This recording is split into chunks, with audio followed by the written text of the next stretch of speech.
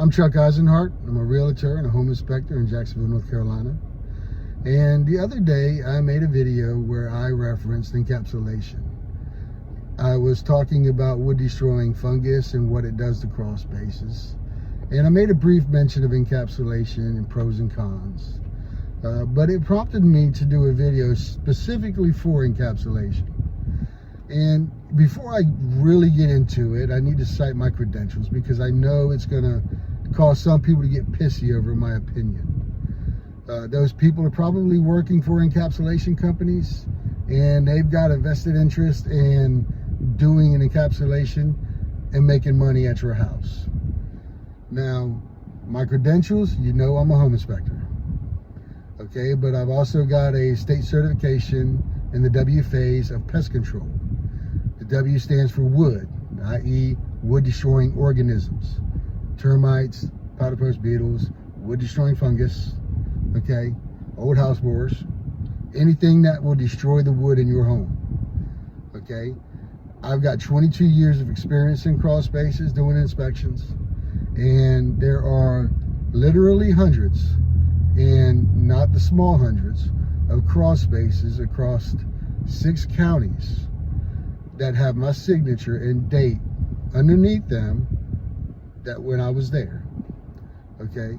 And now if your credentials outweigh mine, which they may, I have a couple people on my speed dial that I can get you in contact with, and I have no doubts that their credentials will far surpass yours.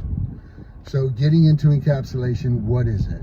It is a solution to a wet crawl space. Simple as that, okay? Now, people that know me know that I am not a fan of encapsulation, and I'll get into why I'm not a fan, okay? But it really comes down to money, okay? That and the ability to actually be able to do a good inspection on a crawl space. Now, encapsulation comes in 3 components.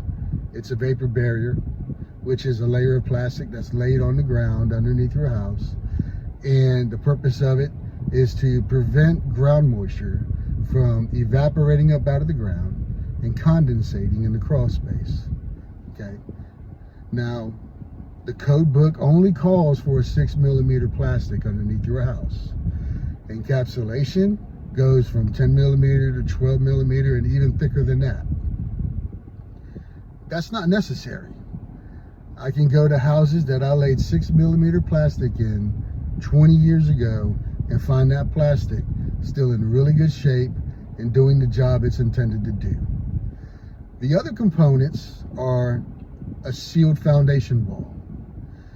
Now, if anybody ever tells you that they can seal your foundation up 100%, that person is lying.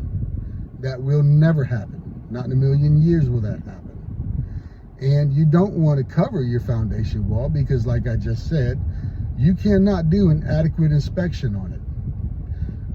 Now, the third component would be the dehumidifier unit itself. And the dehumidifier unit is nothing more than basically a small air conditioner. It works on the same principle as an air conditioner. That principle being what's called the latent heat of evaporation. Now, an air conditioner uses that principle to cool your house. The dehumidifier just uses it to suck the condensation out and dump it outside the crawl space. Those are the 3 components of an encapsulation.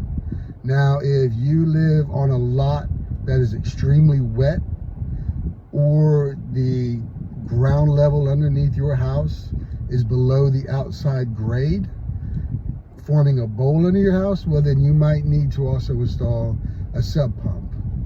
But that problem is more common on older houses. New construction, that does not happen. I'm gonna have to break this video up because there's a lot to unpack, but there's a lot of good information that I have for people, and I hope you'll come back, and I hope you'll check out the second video.